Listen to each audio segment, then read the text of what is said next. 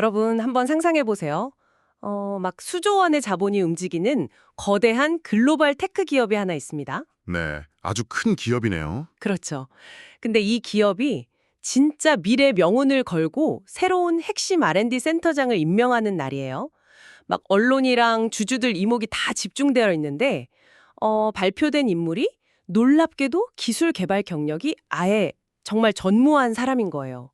당장 주주총회 난장판 나겠는데요. 완전히 뒤집어지죠. 심지어 유일하게 눈에 띄는 이력이라고는 그 예전에 CEO랑 같이 유튜브 방송 나와서 떡볶이 먹으면서 막 친분 과시했던 거? 그거 하나뿐이라면 주가가 진짜 곤두박질 치지 않겠습니까? 기업이라는 그 냉혹한 생태계에서는 진짜 단 하루도 못 버틸 도저히 상상조차 할 수 없는 기괴한 총국이죠. 맞아요. 그런데 만약에요. 막대한 국가 예산이 투입되는 공공 영역에서 그것도 전 세계가 막 열광하는 K컬처의 미래를 설계하는 그 문화예술계 가장 높은 자리들에서 이런 일이 버젓이 벌어지고 있다면 어떨까요? 진짜 듣기만 해도 아찔한 가정인데 안타깝게도 이게 단순한 상상이 아니거든요. 대한민국 문화예술계에서 너무나 오랫동안 아주 익숙하게 벌어지고 있는 현실이라는 점이 진짜 문제인 거죠. 현실이라는 게 참 씁쓸하네요.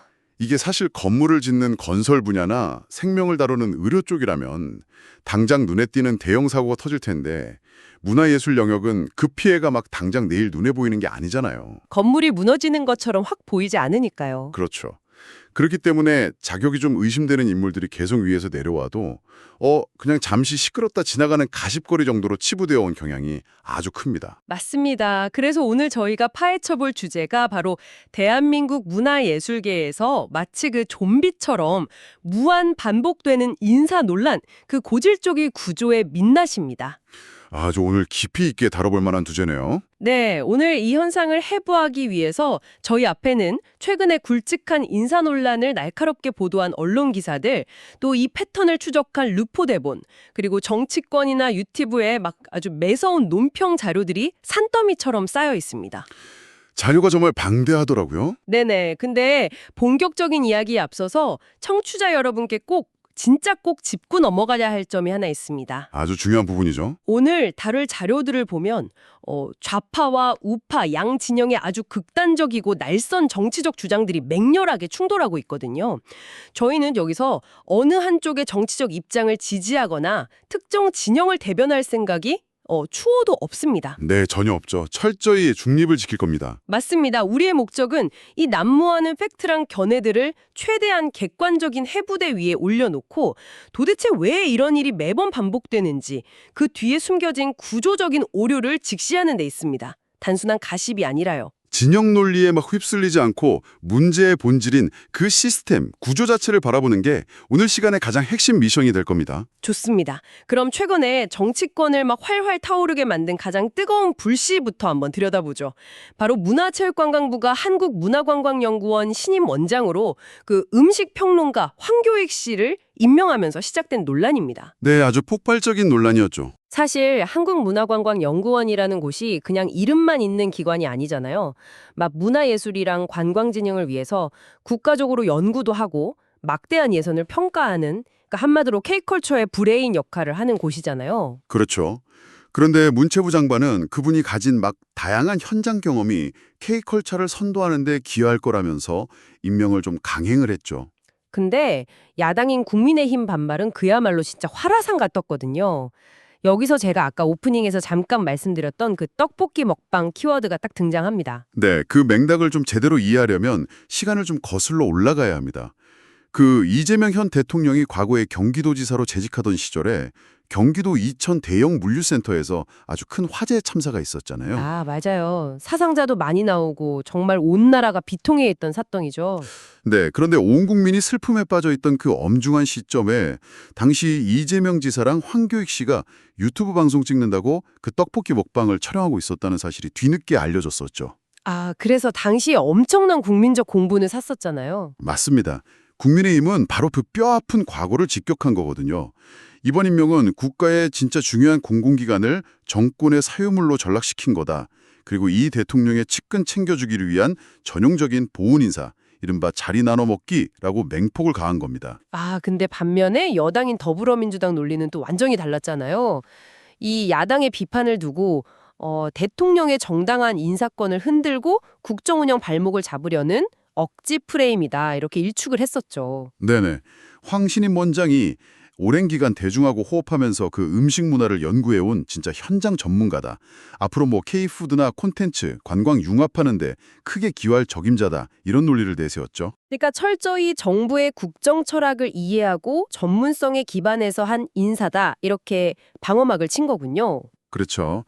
양측 주장이 이렇게 팽팽하게 평행선을 달리는 가운데 우파 성향 유튜브 논평 같은 자료들을 보면 이 일련의 흐름을 설명하기 위해서 아주 좀 능수적인 용어 하나를 꺼내 들더라고요. 아, 어떤 용어죠? 바로 영수증 처리라는 단어입니다. 영수증 처리요. 아, 그러니까 선거라는 거대한 전쟁을 치르면서 막 자기를 지지해주고 도와준 사람들에게 진 일종의 정치적 부채? 그 청구서가 딱 날아왔고 이제 공공기관 임원 자리라는 카드를 긁어서 결제를 해주고 있다. 이런 뜻인가요? 아주 정확한 비유입니다. 선거 승리 후에 그 전리품을 나눠주는 과정으로 딱 이 상황을 바라보는 거죠.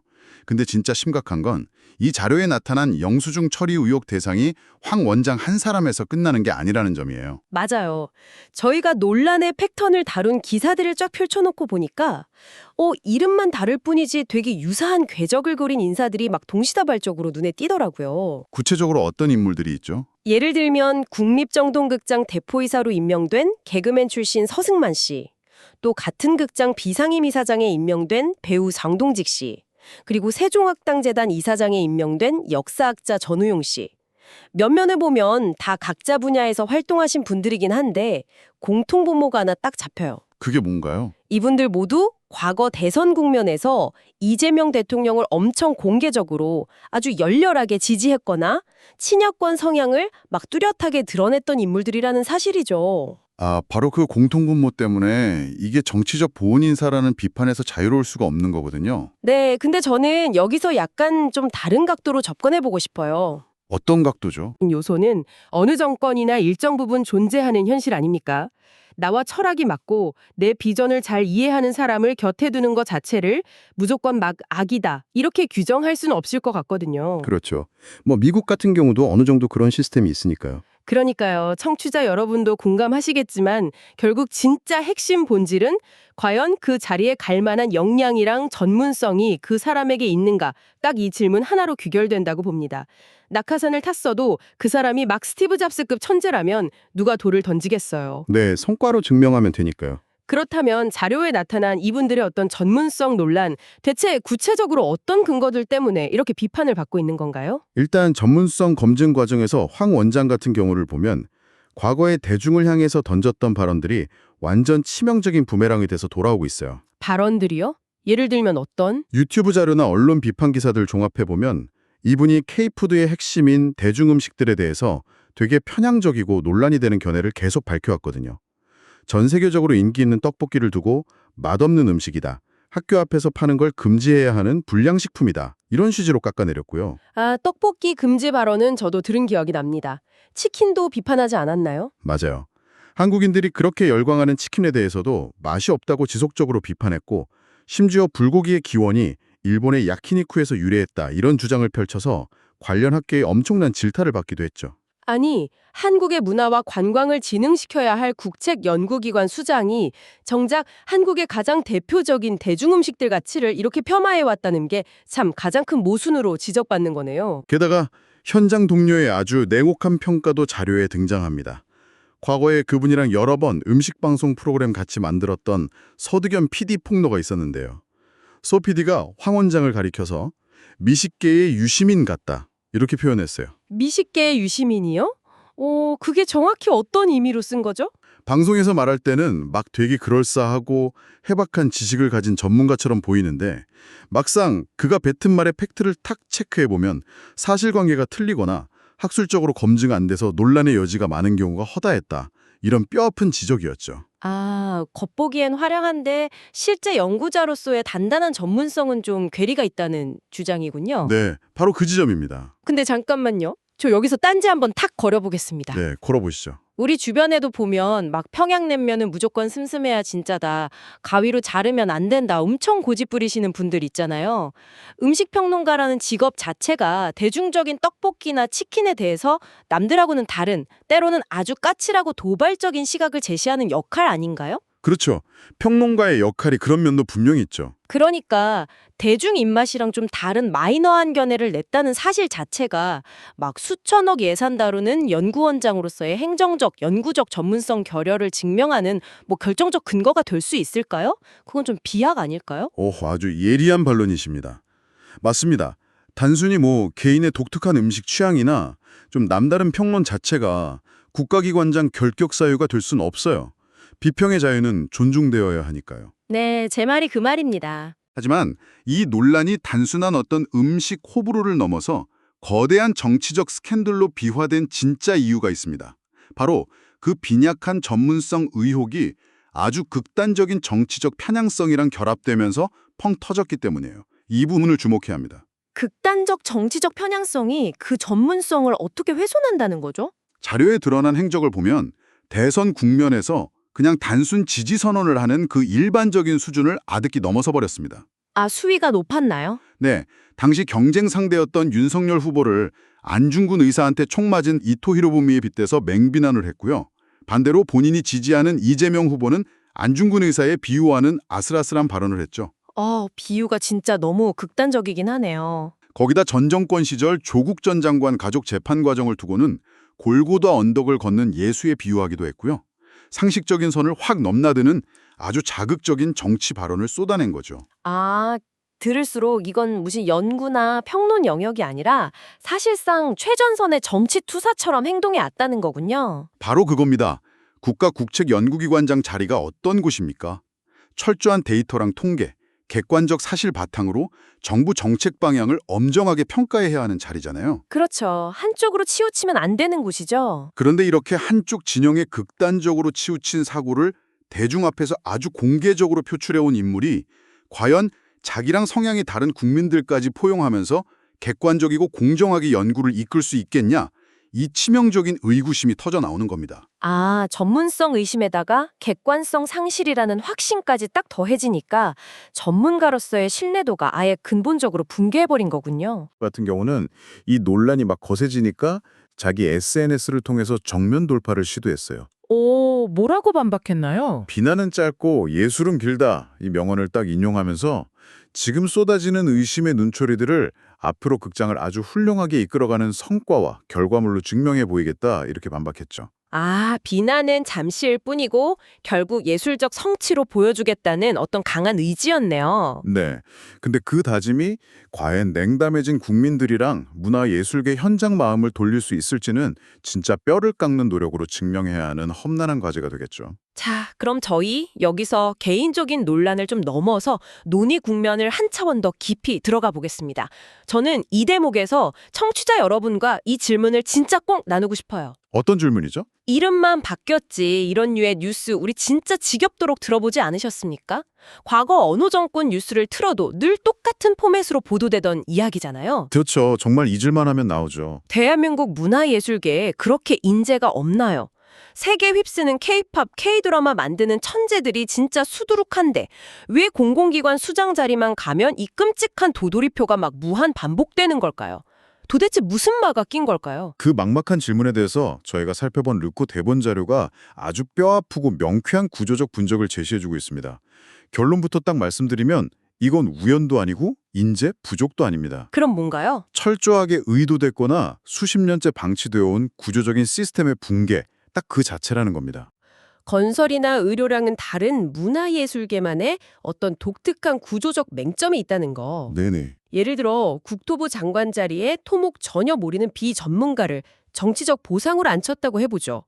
당장 도로망 마비되고 다리 무너지고 가시적인 대형 재난이 뻥 터지잖아요. 바로 눈앞에서 난리가 나죠. 그러니까 국민들이 피부로 느끼니까 권력자들도 감히 그런 핵심 자리에는 엉뚱한 사람 꽂아 넣기를 진짜 두려워한단 말이죠. 근데 문화예술계는 완전 다릅니다. 원장 바뀐다고 당장 내일 국립극장 지붕이 무너지진 않거든요. 예, 진짜 매우 중요한 통찰입니다. 가시적인 붕괴가 당장 안 보이니까 그 피해는 아주 서서히 창작의 뿌리를 막 갉아먹고 생태계를 병들게 하는 보이지 않는 부식 형태로 나타나는 거예요. 보이지 않는 부식이요. 네. 권력을 잡은 정치권 입장에서는 이게 아주 매력적인 빈틈으로 작용하는 거죠. 역사적 맥락을 딱 짚어보면 이 참담한 패턴이 너무 뚜렷하게 확인됩니다. 과거 정권들도 다 똑같았나요? 그럼요.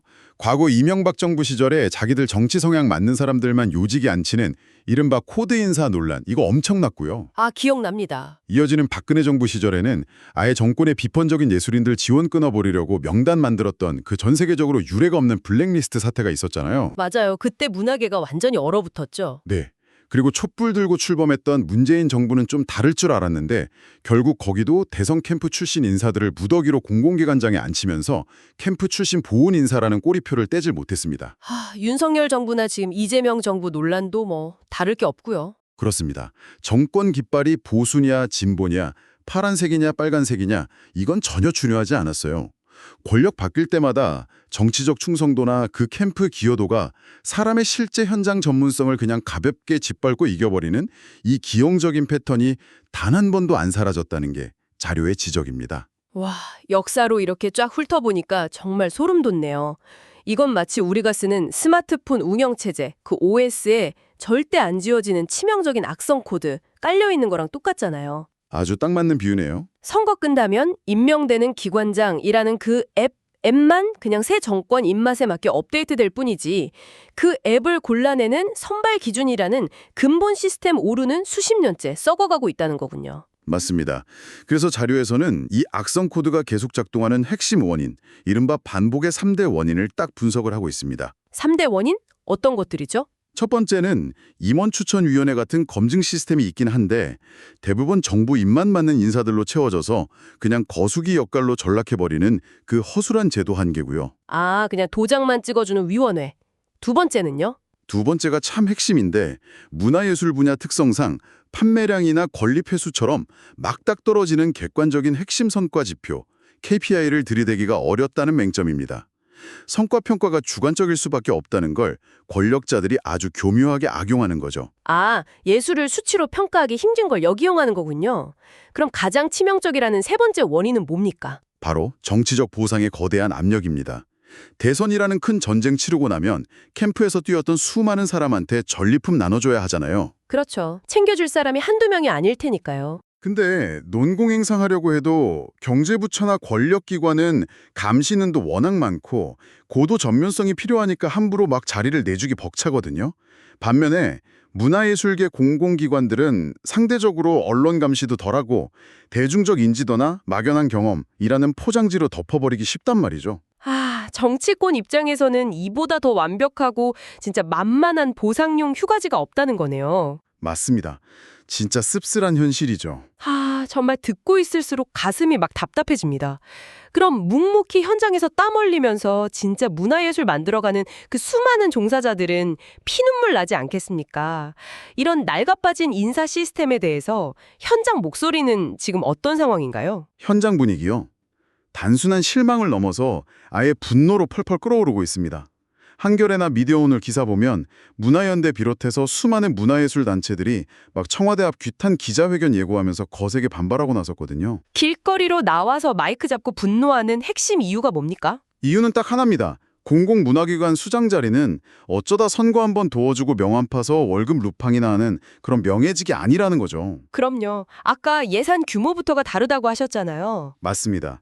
이 기관들 적게는 수십억에서 많게는 막 수천억 원에 달하는 국민 열세 집행하고 앞으로 K컬처 산업 명운을 좌우할 굵직한 정책 결정하는 컨트롤 타워거든요. 독립 영화 감독이 지원금 받을 수 있을지, 지방 극단이 무대에 올릴 수 있을지 생명줄이 달린 곳이죠. 네, 근데 이런 자리에 수십 년간 현장에서 진짜 치열하게 고민해온 전문가는 배제하고 단순히 막 대중적 인지도가 높다거나 권력자랑 친하다는 이유로 낙하산이 꽂히고 있잖아요. 그러니까 현장 종사자랑 정부 정책 사이에 그 최소한의 신뢰가 완전히 붕괴해버리고 있다는 걸 예술인들이 가장 절박하게 호소하는 겁니다. 자, 청취자 여러분, 오늘 저희는 특정 인사 논란이라는 뉴스에서 출발해서 아주 깊고 어두운 시스템의 밑바닥까지 내려와 봤습니다. 네, 정말 먼 길을 왔네요. 엇갈린 정치적 공방을 넘어서 극단적 편향성이 전문가 객관성을 어떻게 오염시키는지, 그리고 정권 색깔이랑 무관하게 수십 년째 쳇바퀴 도는 이 보훈 인사라는 고질적인 시스템 붕괴까지 낱낱이 파헤쳐 봤습니다. 여러분, 이 이야기가 그저 막 여의도에서 싸움질하는 정치인들이나 문학의 높은 자리 탐내는 그들만의 리그, 남일로만 들리십니까? 절대 그렇지 않습니다. 네, 우리가 매일 소비하는 문화랑 직결된 문제니까요. 맞습니다. 퇴근하고 즐겨보는 넷플릭스 K-드라마, 전 세계 휩쓰는 K-팝, 극장에서 보는 한국 영화의 미래, 그리고 무엇보다 여러분이 피땀 흘려 번 그 세금이 이 고장난 전리품 분배 시스템에 의해서 어디로 갈지 결정되고 있다는 사실입니다. 진짜 치열한 우리 현실 문제라는 거죠. 문화예술은 진짜 한 국가의 영혼을 담는 그릇이잖아요. 그 그릇 빚는 장인 손길이 정치적 계산으로 막 더럽혀주면 그 안에 내용물도 결국 탁해질 수밖에 없는 겁니다. 그래서 오늘 이 무거운 탐구를 마치면서 청취자 여러분께 조금 도발적이고 서늘한 질문 하나 던지고 싶습니다. 네, 말씀해 주시죠. 만약 대한민국 문화예술 컨트롤 타워가 앞으로도 시스템 혁신 없이 계속해서 승리한 권력의 떡고물이자 그 캠프 출신들의 달콤한 보상 휴가지로만 전락한다면 지금 이 순간에도 화려한 조명 뒤에서 정치 권력과 무관하게 밤새 대본 쓰고 춤추는 사람들, 지금의 빛나는 K컬처를 만들어낸 그 비당파적 창작자들의 순수한 열정은 결국 권력자들의 정치적 영수증을 처리하기 위해 소모되는 값싼 도구로 전락해버리는 걸까요? 정말 뼈아픈 질문이네요. 권력의 그 떡볶이 먹방 뒤에 철저히 가려진 씁쓸하고 낡아빠진 구조의 민낯. 여러분은 이 고장난 시스템을 도대체 어디서부터 어떻게 뜯어 고쳐야 한다고 생각하십니까? 오늘 저희가 여러분 머릿속에 던져드린 화두는 여기까지입니다. 많은 고민을 남기는 시간이었네요. 스스로 질문하고 주변과 나누면서 해답을 한번 찾아보시길 바랍니다. 다음 시간에도 여러분 뇌를 깨울 아주 새롭고 흥미로운 지식들을 파헤쳐서 돌아오겠습니다. 지금까지 저희 시간 함께해 주신 여러분 감사합니다.